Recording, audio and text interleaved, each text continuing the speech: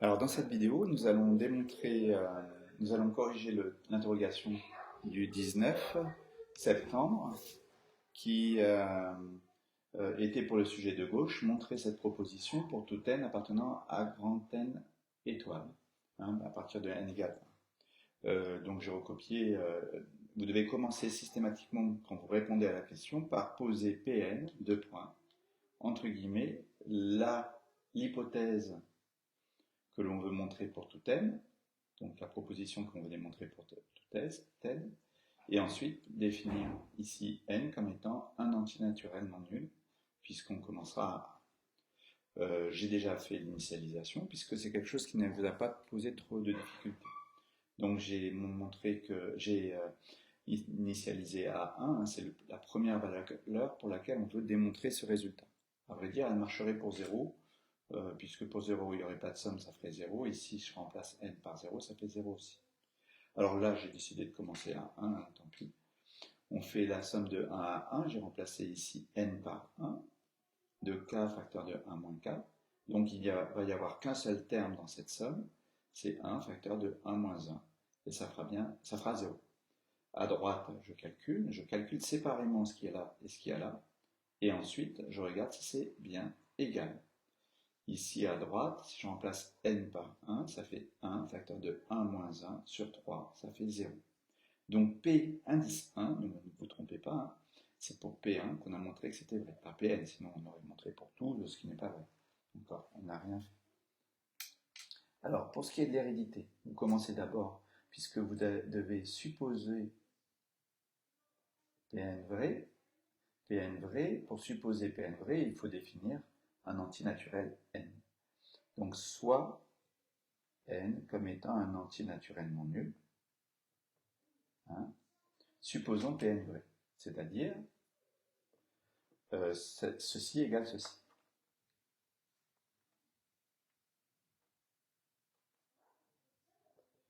Or, cette expression, cette somme, ça c'est une chose que vous avez bien à faire, c'est, vous savez, l'écrire avec des pointillés. Puisque c'est pour k égale 1, ça nous fait 1, facteur de 1 moins 1.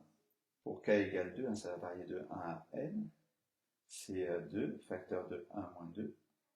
Pour k égale 3, 3, facteur de 1 moins 3, plus, etc. Et puis pour k égale n, puisqu'on s'arrête à n, c'est n, facteur de 1 moins n. Nous, on veut montrer maintenant que cette égalité, elle serait vraie si je remplaçais n par n plus 1, c'est-à-dire pour le terme suivant. Donc, on veut montrer, on l'écrit, hein, on peut l'écrire en blanc, vous n'êtes pas obligé de laisser du blanc, mais voilà, sinon vous le mettez au crayon papier, enfin, vous faites comme vous voulez.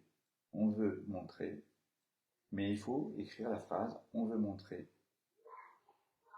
Si vous l'écrivez maintenant, ici, on veut montrer somme de k égale 1 jusqu'à n plus 1 des k facteurs de 1 moins k égale, et on remplace ici n par n plus 1. n plus 1, facteur de 1 moins n plus 1 au carré sur 3. Voilà ce qu'on veut montrer. Alors, on va partir de ce qu'il y a à droite, et notre objectif, c'est d'arriver à ce qu'il y a à gauche. Alors, la somme de k égale 1 jusqu'à n plus 1, c'est juste qu'on a rajouté à la somme jusqu'à n un seul terme.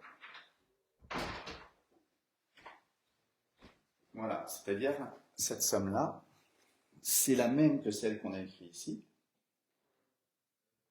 Cette somme-là, c'est la même que celle-ci, sauf que on a rajouté un terme. C'est-à-dire au lieu de s'arrêter à n, vous voyez, on va jusqu'au rang n plus 1. Donc c'est la même chose que ça, sauf qu'on va rajouter le suivant. C'est ça.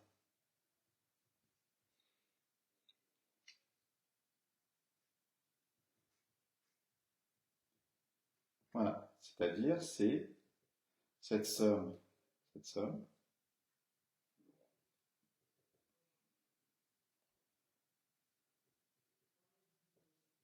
plus le terme suivant, c'est celui-ci. Alors je vais le simplifier un peu. Ce terme suivant, c'est n plus 1 s'il n'y avait pas de souci. Et là, ça fait moins n moins 1. Avec le 1 qui est là, il reste moins n. Donc ça va me faire moins n fois n plus 1. Voilà. Voilà la différence entre les deux. Alors ça, j'en ai plus besoin, hein, vous avez bien compris, on a fait la somme jusqu'à n plus 1 au lieu de s'arrêter à n. Quand on écrit ici, c'est la somme jusqu'à n plus 1. Donc c'est la somme jusqu'à n plus le terme en n plus 1. Voilà. Alors maintenant, on écrit ici ce qu'on a supposé vrai, c'est-à-dire que ça, c'est ça. Et ceci. Alors qu'est-ce qu'on constate ici? Nous, on veut obtenir ça. C'est-à-dire, si j'avais développé n plus 1, là, ça m'aurait fait n carré, donc ça fera moins n carré, moins 2n, moins 1 avec le plus 1 qui est là, il ne reste que ceci. C'est-à-dire, n, je peux factoriser par n, même par moins n plus 1, et n moins 2, n plus 2, pardon, sur 3. Voilà, on va montrer, je n'ai pas la place de mettre le 3, mais voilà, on va montrer que ça, c'est égal à ça. Et donc, c'est ce que je vais essayer d'obtenir ici. Alors ici, je remarque tout de suite qu'on peut factoriser par n, sur 3 d'ailleurs, on va le faire sur 3 directement. Si je factorise par n sur 3, il faut que je le fasse apparaître, hein, n sur 3 ici. Et donc, j'obtiens entre crochets 1 moins n carré moins 3 fois n facteur de n plus 1. Donc, n sur 3 facteur de 1 moins n carré moins 3n moins 3. Alors, moins 3 plus 1, ça fait moins 2. Voilà. Alors, nous, on a bien le n, il n'y a pas de souci, sur 3, et il faut montrer que ça et ça, c'est pareil. Alors, soit on développe, ici, et on obtient n carré plus 3n et plus 2. Et là, ça, maintenant, on voit que c'est effectivement ceci. C'est pareil que ça. Voilà. Donc, on a bien montré qu'on obtenait ceci égal à ça, qui est égal à ça.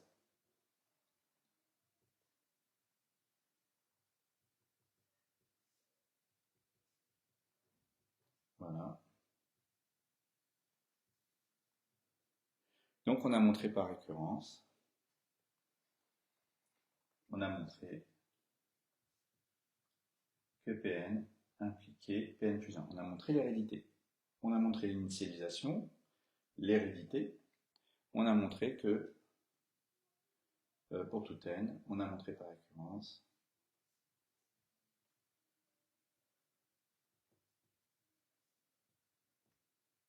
que, quel que soit n appartenant à grand n, Pn vrai, c'est-à-dire ça égale ceci. Je ne recopie pas, mais voilà ce qu'il faudrait écrire. Alors maintenant, on avait la possibilité de le faire en développant. Alors pour le faire en développant, au lieu de poser une hypothèse, on part de ce qu'il y a à gauche et on obtient tout simplement, donc je vais le faire, somme de k égale 1 jusqu'à n des k facteur de 1 moins k, c'est somme de k égale 1 jusqu'à n des k moins somme de k égale 1 jusqu'à n des k carrés. là, il faut, et pour l'école, hein, penser qu'il faut vraiment l'apprendre, les formules. Voilà. Il y en a qui se sont trompés dans la formule de la somme des carrés. Il faut faire attention à ce que ce soit homogène à un cube. Ça, c'est une bonne façon de ne pas se tromper. Mais voilà les deux formules à connaître. Enfin, les trois, puisqu'il y a celle avec les cubes. Alors ici, on remarque que l'on peut mettre, on va tout mettre sur 6 et on va factoriser par n. Ce sera plus facile. Donc ça fait n fact sur 6. Donc là, il faut que je multiplie par 3 en haut et en bas.